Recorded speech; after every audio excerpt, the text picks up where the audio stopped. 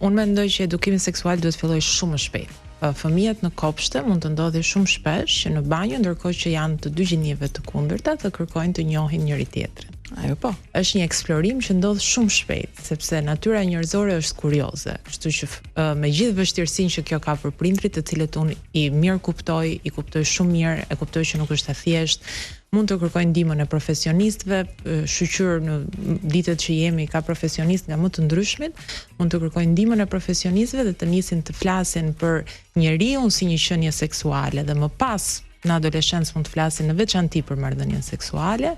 Që shumë herët, që kur ata nisin kopshtin, që kur janë në prani të njerëzve të tjerë. Është një nga mënyrat si ne i ruajmë dhe nga abuzimi, duke i prezantuar se sa të shenjta janë pjesët e tyre private, se sa e shenjtë është trupi i tyre, se sa mirë duhet ta ruajnë atë, se si nuk duhet të lejojnë të tjerë. Kështu fillon të i mëson dhe i ruan nga abuzime të ndryshme që mund të ndodhin nga adult dhe nga njerëz që janë në rrethin e tyre të besimit. Fillon shumë më shpejt se sa mendojmë ne, duhet të fillojë shumë më shpejt, sepse kur të rriten ata do kenë një informacion që nuk do i çojë drejt një kurioziteti të panevojshëm. Anisa, po si duhet të reagojmë përballë bullizmit? Se kjo është dhe tema kryesore. Nëse ne krijojmë një marrëdhënie të shëndetshme me fëmijët tan, po ashtu me gjithë rrethin e të rriturve që i rrethon ata, që do thotë mësuesit, trajnerët nëse ata janë në sporte të ndryshme, apo idealisht me miqtë e tyre, krijojmë këtë hapësirën javore në të cilën flasim, fillojmë tregojmë për eksperiencat tona, sepse nuk është kaq e thjeshtë për një adoleshent të flasë, sado marrëdhënie të mirë të kesh, është sfidë më vete.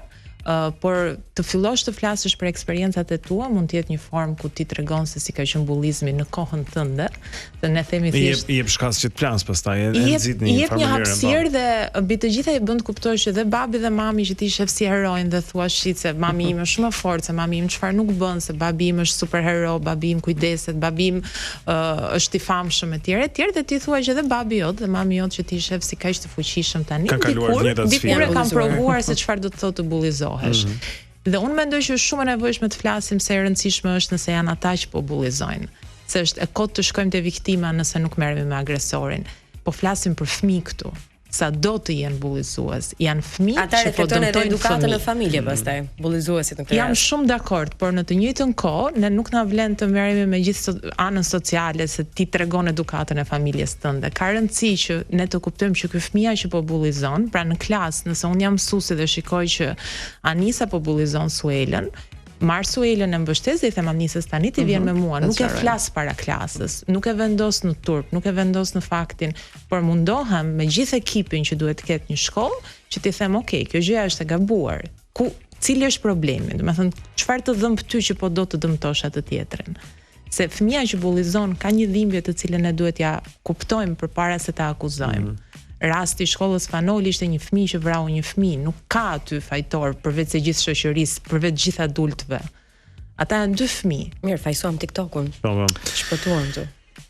Është edhe një gjë tjetër që mbase dhe adoleshentëve u vlen kjo gjë, se kemi parë që her pas here se edhe në këtë histori lidhet pak të serialit Adolescence, por dërgimi i fotove intime, që është bërë një norm tani.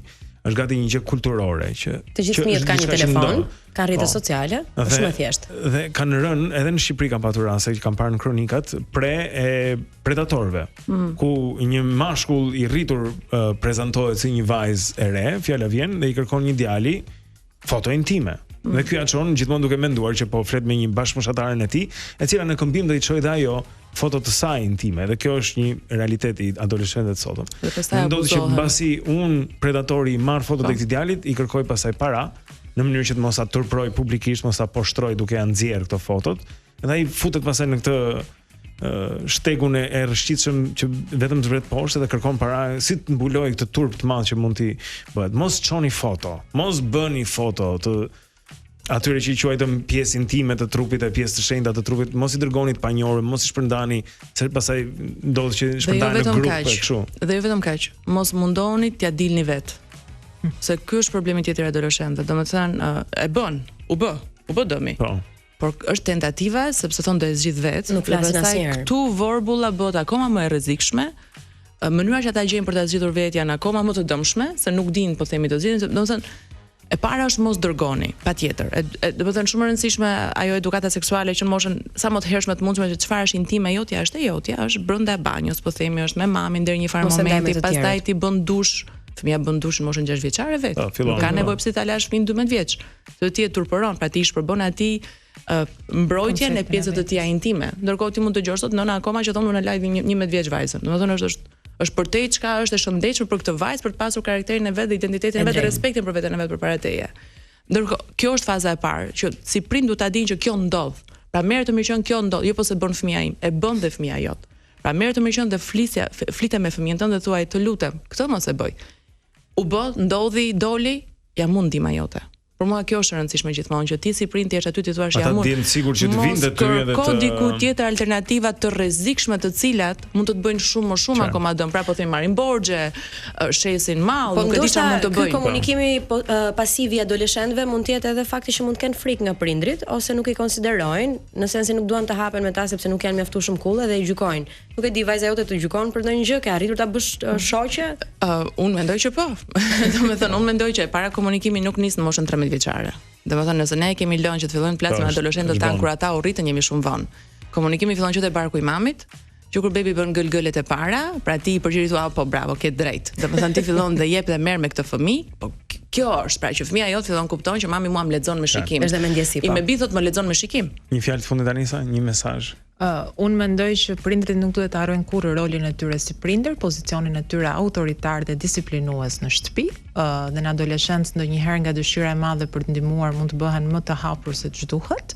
Ndërkohë që nuk duhet të harrojnë këtë rol, sepse vjen një moment që fëmia ka nevojë që të shkojë te mami dhe babi, sepse mami dhe babi do ta zgjidhi, jo sepse mami dhe babi do ta mbështesin. Pra ata duhet kuptojnë që mami dhe babi patjetër që mund t'i flasin, mund ta dënojnë, sepse ne mësojmë që gabimet tona kanë pasoja, por mami dhe babi do jenë gjithmonë aty, nuk ka rëndësi çfarë bëjnë. Dhe kjo transmetohet me fjalë, kjo transmetohet me vepra. Kur një fëmijë bën gabim, ti nuk i thua shko te dhoma, ti shkon me të dhoma dhe i thua ne do rrim këtu se ti ke bërë gabim dhe nuk do shohësh televizor. Dhe unë bashkë me ty do e marr fajin përsipër, sepse derisa ti të rritesh, gabimet i ndajmë bashkë. Pak dashuri e fortë, domethënë. Definitivisht kështu. Vetëm dashuri e butë nuk na ndihmon, sidomos në atë moshë. Ata kanë nevojë ta mësojnë edhe këtë.